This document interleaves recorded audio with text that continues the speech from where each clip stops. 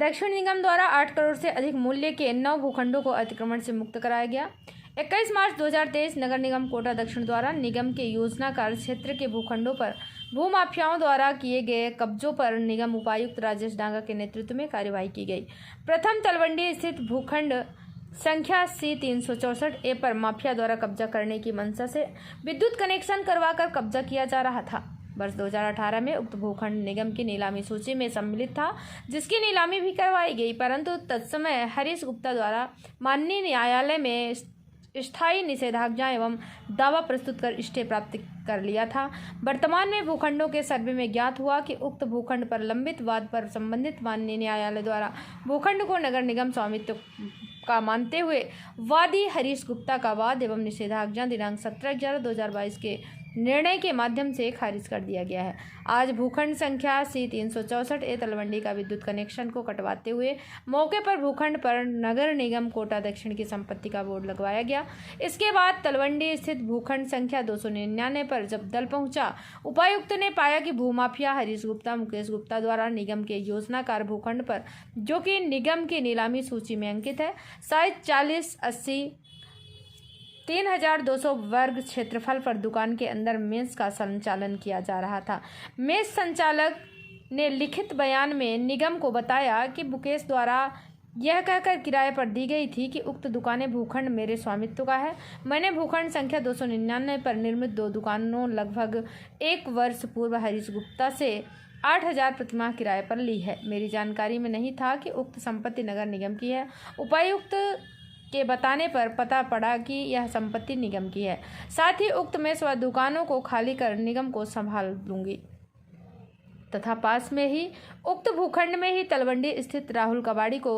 Scrap के लिए गोदाम किराए पर दे रखा है एवं एक ही भूखंड पर 2 अवैध विद्युत कनेक्शन पाए गए, जिस पर महिला मेस संचालक द्वारा उपायुक्त से मकान मालिक की बात करवाई गई। इस पर उपायुक्त द्वारा भूमाफिया को 3 दिवस में उक्त स्थान खाली करने को कहा गया, जिस पर भूमाफिया हरीश गुप्ता, मुकेश गुप्ता ने शीघ्र खाली करने का आश्वासन दिया। उपायुक्त ने कहा कि आज ही उक्त भूखंड पर कार्यवाही कर दी जाती, परंतु महिला मेस संचालक द्वारा प्रार्थना के आधार पर 7 दिवस का समय मांगा गया, जिस पर उपायुक्त द्वारा मानवीय दृष्टिकोण के आधार पर महिला मेस संचालक को उक्त भूखंड पर निर्मित दुकानों को खाली करने के लिए 3 दिवस का समय दिया गया है। इसके बाद दल द्वारा भूखंड संख्या 516-517A पर पहुंचा, जहां पाया गया कि पड़ोसी द्वारा भूखंड संख्या 517A पर निगम के भूखंड पर लोहे की जालियां लगाकर कब्जा किया गया, जिस पर डांगा द्वारा चेतावनी देते हुए शीघ्र ही जाली हटवाने के लिए पड़ोसी को कहा गया। इस पर अतिक्रमी द्वारा स्वयं ही हटाने की कार्यवाही करने को कहा गया तथा दोनों भूखंडों पर नगर निगम कोटा दक्षिण की संपत्ति का बोर्ड मौके पर ही लगा दिया गया। इसके बाद महावीर नगर प्रथम में ही भूखंड संख्या 528 व 530 पर भूमाफियाओं द्वारा भूखंडों पर बाउंड्री करवाकर दरवाजा लगा हुआ पाया गया, जिस पर ताला लगा हुआ था। मौके पर ही निगम दस्ते द्वारा उपायुक्त के आदेश पर ताला तोड़ते हुए निगम का पता लगाया गया तथा दोनों भूखंडों पर निगम संपत्ति के बोर्ड लगाए गए। इसके बाद महावीर नगर प्रथम में टीम द्वारा भूखंड संख्या 333 का मौका देखा गया, जिस पर पाया गया कि अतिक्रमी रामलाल गुर्जर द्वारा गाय भैंसों का बाड़ा एवं टपरी का निर्माण कर कब्जा किया हुआ है, जिस पर दस्ते द्वारा चेतावनी देते हुए खाली करने को कहा गया, जिस पर अतिक्रमी द्वारा बताया गया कि इस पर कोर्ट का स्टे है, जिस पर उपायुक्त द्वारा कहा गया कि आपका स्टे कोर्ट द्वारा खारिज किया जा चुका है, आप तुरंत ही इस भूखंड को खाली करें, अन्यथा निगम द्वारा हटाने की कार्यवाही की जाएगी। जिस पर अतिक्रमी द्वारा अतिक्रमण हटाने का आश्वासन दिया गया, जिस पर नगर निगम द्वारा निगम कोटा दक्षिण की संपत्ति का बोर्ड लगा दिया गया। महावीर नगर प्रथम के बाद टीम इंदिरा विहार स्थित भूखंड संख्या S53AS 63A पर पहुंची, जहां पर पाया गया कि भूखंड संख्या S53 पर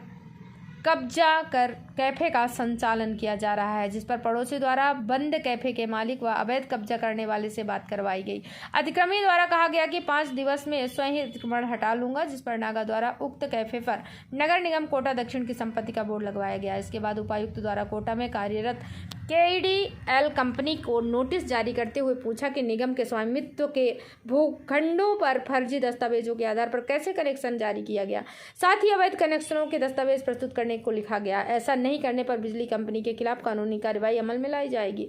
जिससे कि भूमाफियाओं के कब्जा करने की नीयत पर अंकुश लग सके, तथा बताया कि भूखंडों पर भूमाफियाओं द्वारा किए गए कब्जों की निगम द्वारा संबंधित थानों में प्रथम सूचना रिपोर्ट दर्ज करवाई जाएगी तथा कब्जा भूमाफियाओं के खिलाफ अभियान निगम द्वारा निरंतर जारी रहेगा। उक्त कार्यवाही में उपायुक्त राजस्व दिनेश शर्मा, राजस्व अधिकारी विजय अग्निहोत्री, सहायक अभियंता तौसीफ खान, अतिक्रमण प्रभारी मुकेश तंवर, मुकेश शर्मा, ललित सिंह,